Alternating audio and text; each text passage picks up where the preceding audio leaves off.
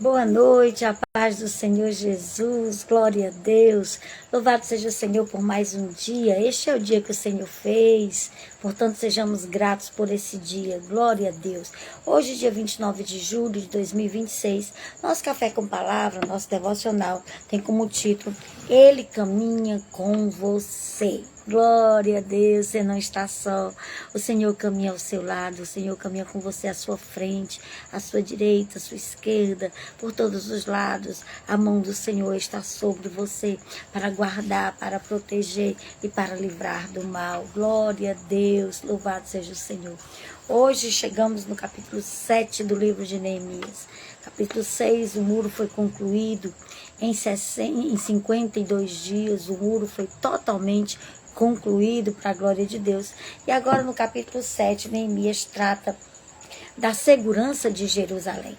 O muro foi reconstruído, mas agora eles precisavam ter ainda mais prudência para evitar que invasores se apossassem ou entrassem na cidade sem serem convidados. Então, após a reconstrução dos muros, no capítulo 7, ele destaca a nomeação de novos líderes de confiança, de pessoas que iriam ajudá-lo no governo de Jerusalém.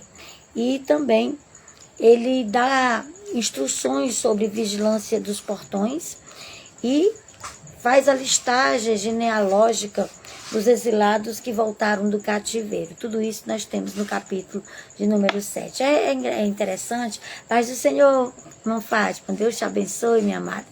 É interessante que as pessoas, quando pregam, elas pregam no capítulo 1 e 2. Algumas raramente pregam no capítulo de número 6. E outras não pregam nem em outros capítulos. O resto do capítulo do livro parece que nem existem. Mas na realidade, tudo em Neemias é uma lição. Tudo é uma direção para as nossas vidas. Quando eu falo que Neemias ele é um manual de administração, eu não estou brincando, ele realmente é um manual de administração, de ética, de postura. Tudo isso nós aprendemos com Neemias. Então, organizando o capítulo em 3, dividido em 3 pontos para a gente, para ter uma melhor didática e para a gente poder ser mais rápido na contextualização do capítulo. A primeira parte a gente vê organização e segurança. É a primeira coisa que Neemias trata no início do capítulo, nos 4 primeiros versículos, Neemias trata de organização e segurança. A primeira coisa, ele elege novos líderes.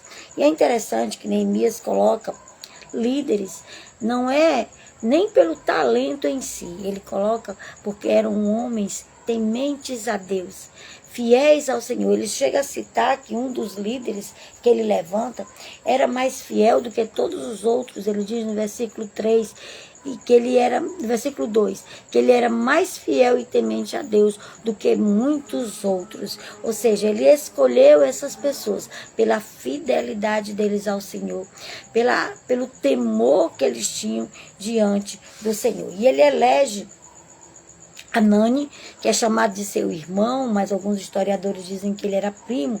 É chamado irmão porque ele era da mesma tribo, parente dos mesmos avós, é chamado de irmão. Mas na verdade ele era primo, Anani.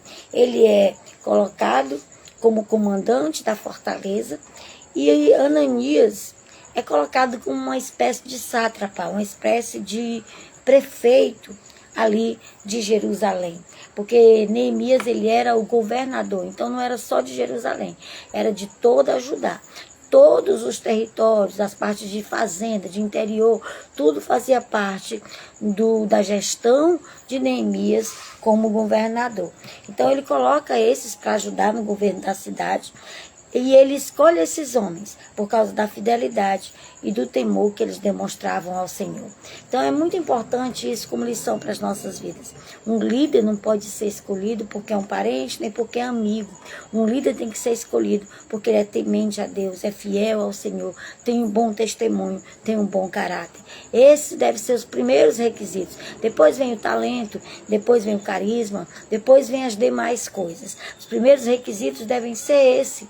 Homem íntegro, homem reto, homem fiel ao Senhor e que teme a Deus. Neemias também ele estabelece regras para as portas, para os portais, as portas, os portões ali de Jerusalém. Ele só podiam ser abertos quando o sol estivesse no mais quente do sol, tipo assim, de 11 para meio-dia. Era o horário que poderia ser aberto os portões. E eles deveriam ser trancados quando os guardas ainda estivessem a postos. Essa foi uma ordem direta que Neemias deu. Ele também foi com todos os moradores, desses moradores de cada casa. Ele pediu para levantar um guarda, que ia guardar a sua própria casa, a sua própria família. Está ali alerta para proteger esses moradores. Eles foram escalados para vigiar a área ao redor de suas casas. Há também aqui, a gente percebe, um contraste populacional. A cidade ela era grande e muito espaçosa, porém não tinha muita gente morando nela, porque poucas casas tinham sido reconstruídas. Muitas pessoas optaram por estar nas lavouras, nos campos, cuidando dos animais, e não ficaram habitando na capital, em Jerusalém. Então, por isso que havia muito espaço, mas poucos moradores. A segunda parte do capítulo 7, boa noite, Mamerinha, boa noite, Silene. Deus abençoe vocês, a paz do Senhor Jesus. A segunda parte do capítulo 7 de Neemias é o censo e a lista genealógica. Semelhante a Esdras, que faz um censo ali no livro de Esdras, dos moradores que voltaram de Jerusalém, aliás, da Babilônia, dos que regressaram do cativeiro para Jerusalém. Neemias também faz a mesma coisa. Ele primeiro faz um registro por famílias. Neemias ele sentiu o impulso no coração de registrar o povo por famílias, e ele encontrou o livro que havia sido escrito por Esdras, que continha a genealogia do povo que retornou da Babilônia tempos antes. Então ele faz esse censo, ele começa a levantar por famílias. E é idêntico a Esdras. A longa lista de nomes que nós vemos aqui no capítulo 7, que vai a partir do versículo 8 até o versículo de número 63. Até o versículo de número 63 é a lista desses nomes.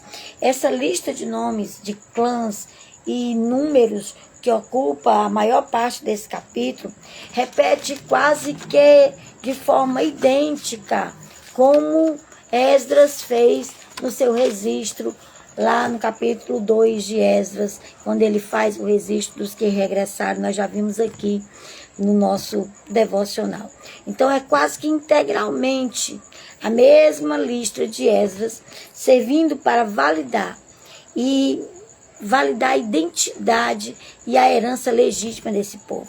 Isso tinha uma garantia que eles realmente tinham uma identidade firmadas como judeus legítimos.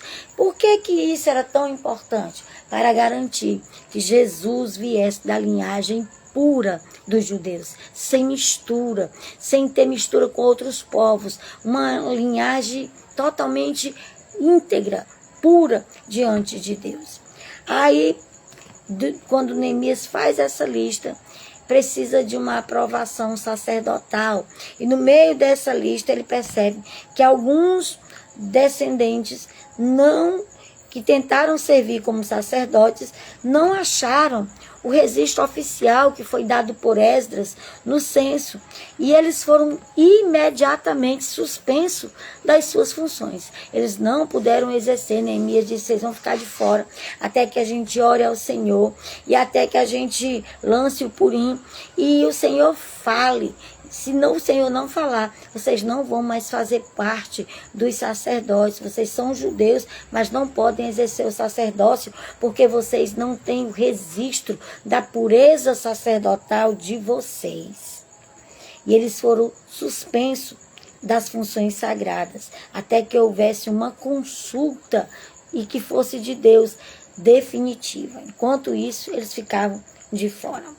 E a última parte desse texto, que vai do versículo 70 até o 73, é uma lista de ofertas que foram feitas para a obra de Deus, foram feitas para a obra do Senhor. O texto ele encerra detalhando essas contribuições voluntárias que foram feitas pelos líderes, pelo próprio governador, pelo povo, para o sustento dos sacerdotes e das pessoas que trabalhavam no templo. Era grande a lista, o trabalho era um trabalho árduo, diário, era um trabalho de cuidar dos animais, de preparar os animais para o sacrifício, de fazer o sacrifício dos animais. Tudo isso eram feito pelos levitas. E era uma longa lista de pessoas que trabalhavam diariamente na limpeza, na organização, para trazer água para dentro do templo. A água era buscada fora da cidade. Então eles iam buscar essa água, a lenha, para queimar o sacrifício. Tudo isso era feito diariamente, então necessitava de uma grande mão de obra. E como esse povo não trabalhava em outra coisa, eles não puderam ter herança de terra, eles eram sustentados exatamente pelas ofertas voluntárias que eram dadas pelas pessoas. Então eles foram, e a lista ela termina mostrando a generosidade do povo, a generosidade da comunidade, de trazer essas ofertas, essa empreitada, tanto espiritual como física, de trazer essas ofertas para a manutenção do templo e dos trabalhadores da casa do Senhor. Glória a Deus, que capítulo maravilhoso. Leia o capítulo, tenho certeza que Deus vai falar com você ainda mais. E a aplicação que eu faço de Neemias 7 para as nossas vidas.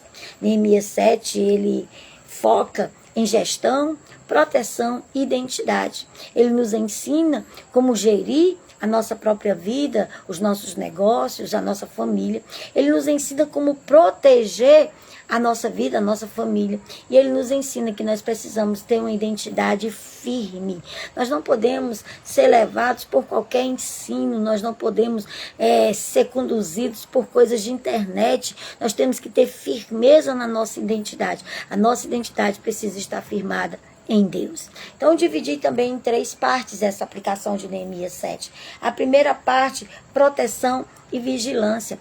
Você observe que Neemias, a primeira ordem foi: mantenha os portões fechados até o sol mais quente. Por quê? Porque no sol quente dificilmente alguém vinha atacar, porque facilmente seriam vistos pelos sentinelas, seria visto pelos guardas que ficavam em cima das muralhas.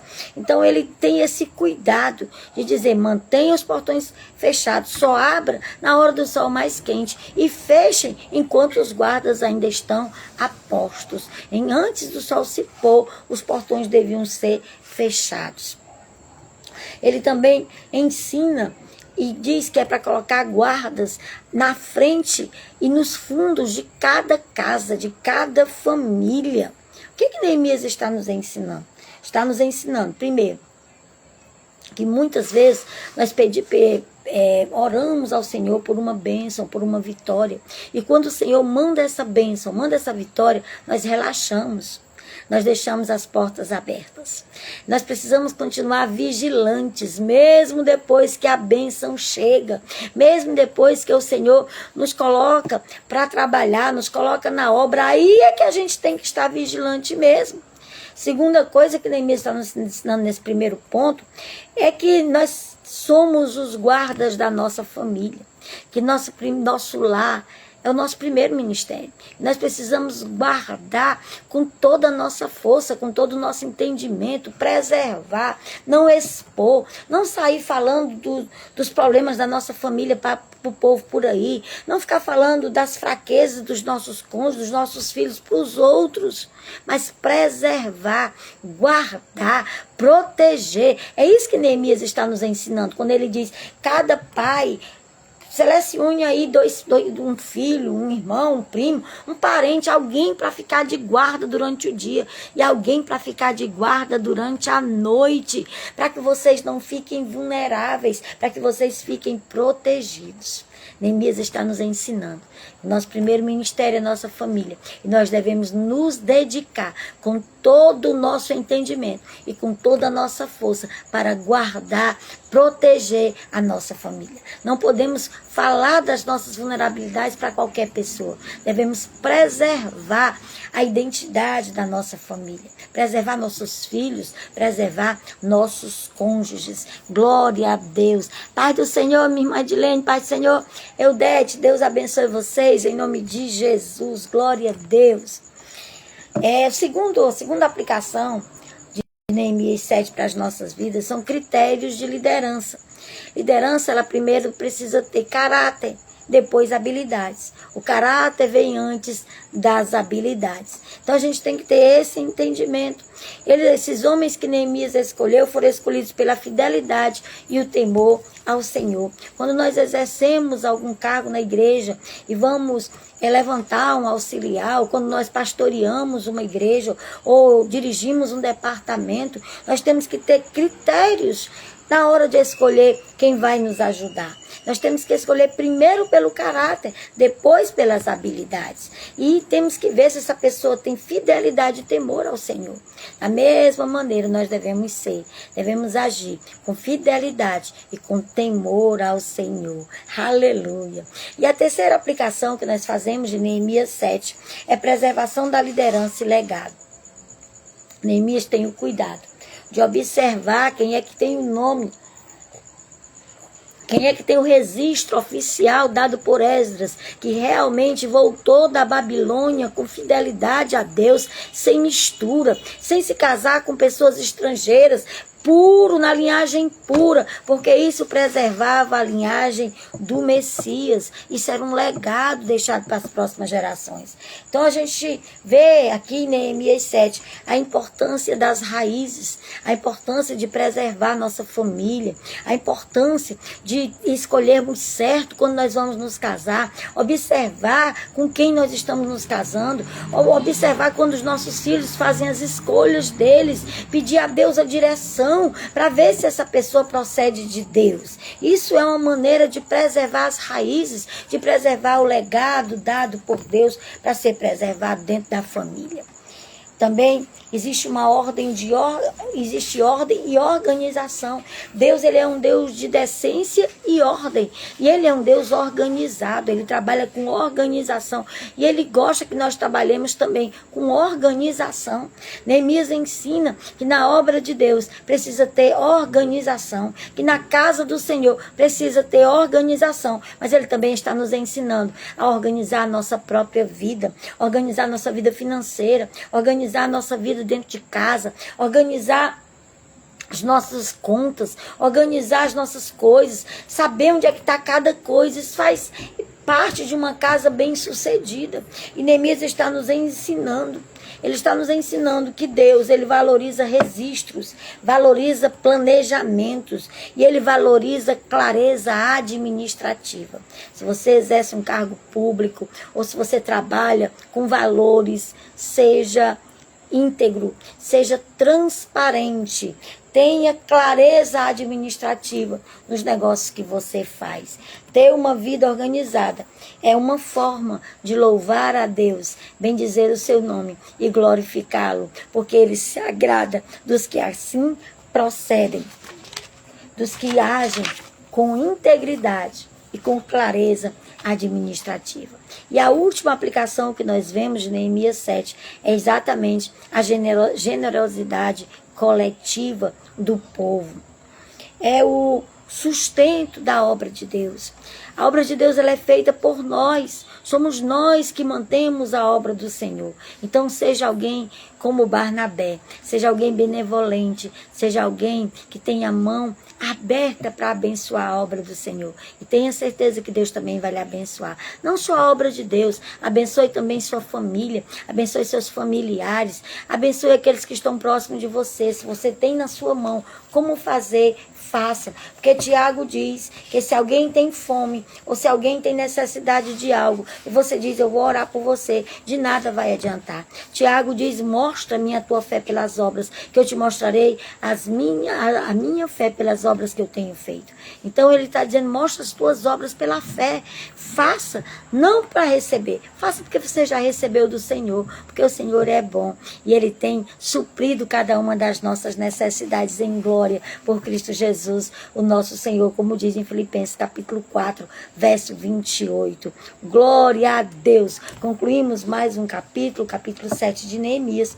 E amanhã é o capítulo 8. Vai começar agora a reforma espiritual. Teve a reforma física, teve a reforma das paredes, dos muros, das portas, e agora vai começar a reforma espiritual. Glória a Deus. Louvado seja o nome do Senhor. E o nosso devocional de hoje, ele caminha com você. O texto é Mateus capítulo 11, verso 28, talvez um dos versículos mais conhecidos do livro de Mateus, que diz assim: venham a mim todos vocês que estão cansados e sobrecarregados, e eu lhes darei descanso. São palavras de Jesus. Jesus faz esse convite. Jesus diz: se você está cansado, se você está sobrecarregado, venha a mim e eu vou dar descanso para você. Troque o seu fardo pesado pelo meu jugo, porque o meu jugo é leve e o meu fardo é suave. Glória a Deus. Louvado seja o Senhor. Muitas vezes temos dias cansativos, não é verdade? Tem dia que é pior do que o outro. Tem dia que a gente tá só o bagaço. Só pela misericórdia de Deus mesmo. Por um fiozinho de prata, como diz o texto de Ezequiel. E tem dia que a gente tá assim. Muito, muito, muito cansado.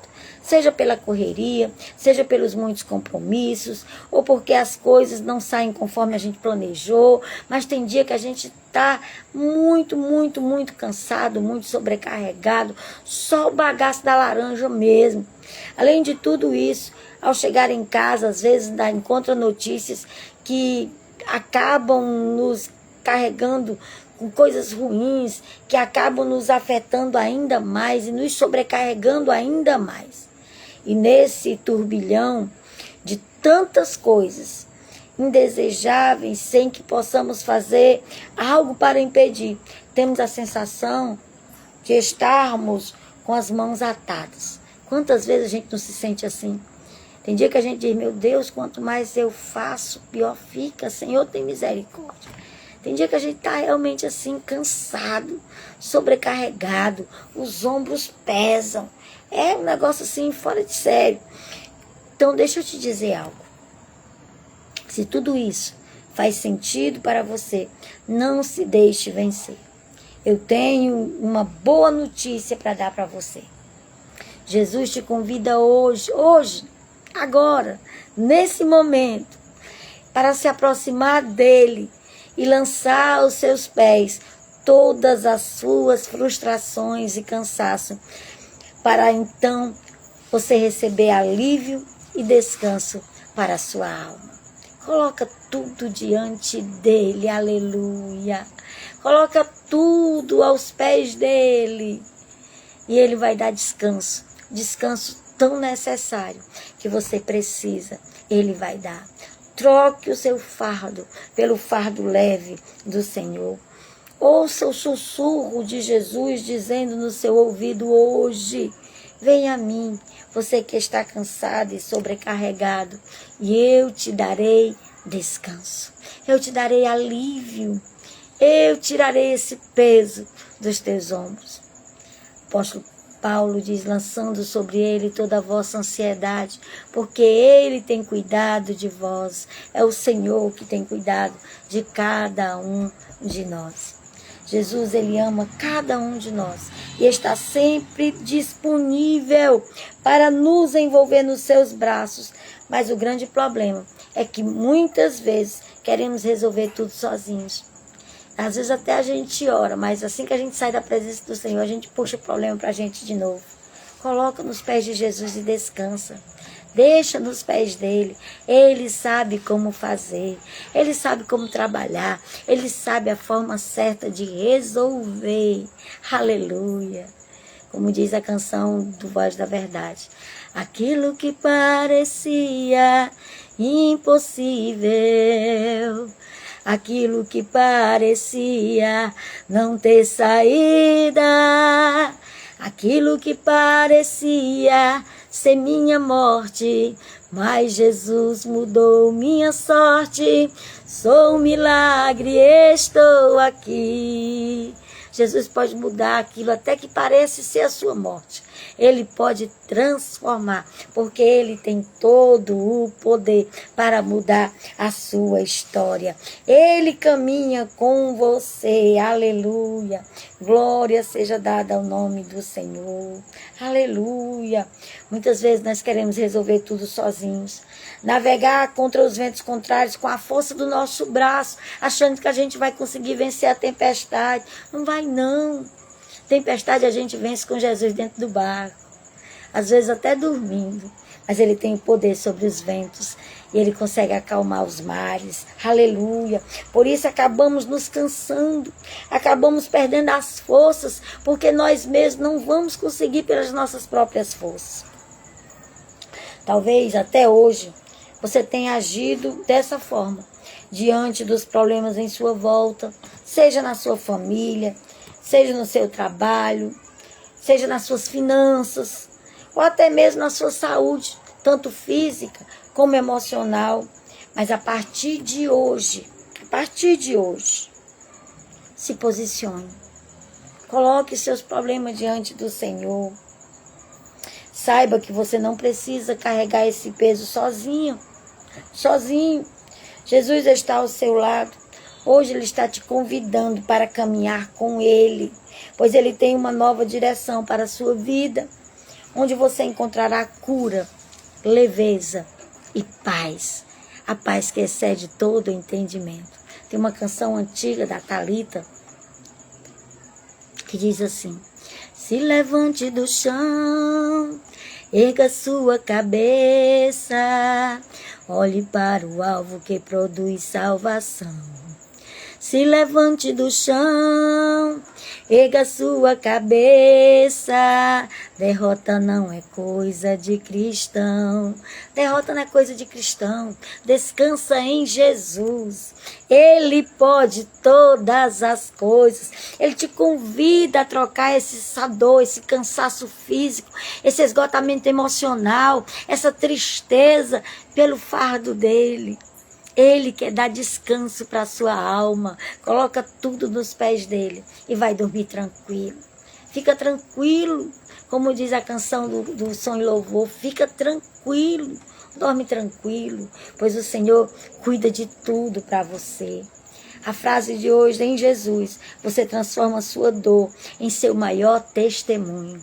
Quando você aprende a descansar no Senhor e a lançar sobre Ele toda a ansiedade, porque Ele tem cuidado de você, você vai ver que essa luta que você está passando agora vai se transformar no seu maior testemunho. Glória a Deus. Louvado seja o nome do Senhor. Pai do Senhor, irmã Alice, Deus te abençoe em nome de Jesus. Irmã Márcia Miranda, Deus te abençoe. A paz do Senhor, glória a Deus. E a palavra de hoje é alívio. Jesus quer dar alívio para o seu coração, para a sua alma. Portanto, descansa nele. Eu já compartilhei aqui um exemplo dos camelos, mas eu senti no meu coração de compartilhar novamente. Os camelos, eles são animais muito interessantes. Eles conseguem fazer longas jornadas com peso nas costas. Mas quando eles chegam diante do Senhor deles, do dono deles, somente quando ele chega diante do dono, ele pode levar, quem ele levar nas costas, ele leva, ele é um animal dócil, obediente. Mas quando ele chega diante do dono dele, do Senhor dele, a primeira coisa que o camelo faz é se ajoelhar. Ele ajoelha as duas patas da frente e curva a cabeça, indicando que ele está pedindo para que o seu dono tire dos seus lombos o fardo que ele vem carregando, as cargas que ele vem trazendo. Aí o dono tira aquelas cargas. Depois que ele tira, ele dá água para o camelo. O camelo chega a beber de 100 a 150 litros de água por vez. Por isso ele pode passar muitos dias sem beber água. Aí ele bebe água. Só então ele deita e descansa. O camelo está nos ensinando uma lição. Diante do Senhor, se ajoelhe e deixe Ele tirar todas as suas cargas, todos os seus fardos. Deixa Ele te dar a água da vida, para que você beba, sacie a sua sede. E do seu interior jorre uma fonte de água viva. Oh, aleluia! Que o Senhor faça por você aquilo que só Ele pode fazer. Ontem nós aprendemos com Neemias que a oração que ele fazia diariamente era: Senhor, fortalece as minhas mãos.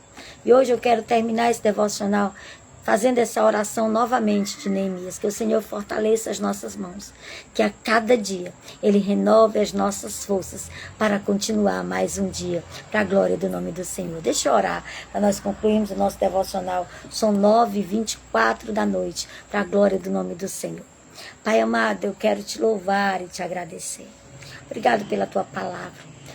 Obrigado, Senhor, por esse capítulo 7, que traz tanto ensino para as nossas vidas, que nos ensina, Senhor, que depois da vitória a gente tem que redobrar a vigilância, porque se a gente baixar a guarda, se a gente colocar as armas no chão, o inimigo pode vir sorrateiramente e invadir a cidade. Portanto, Senhor, nos ensina, que nós coloquemos em prática, Senhor, tudo que nós aprendemos nesse capítulo 7. Nos ensina a ser vigilantes com a nossa casa, com a nossa família. Nos ensina a sermos éticos. Nos ensina, Senhor, a não escolher por amizade, a não escolher, Senhor, porque a gente gosta, porque é bonitinho, mas a escolher pelo caráter, Senhor, pela fidelidade a Ti. Escolher, Senhor amado, porque são tementes a Ti, ó Deus. Nos ensina, Pai, a lançar sobre Ti todas as nossas cargas, para que Tu possas, Senhor, renovar as nossas forças e nos conduzir, Senhor. Renova, Senhor.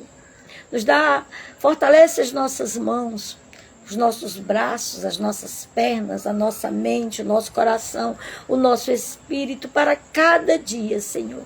E cada dia renova-nos para continuarmos firmes na Tua presença, Senhor. Nos dá alívio.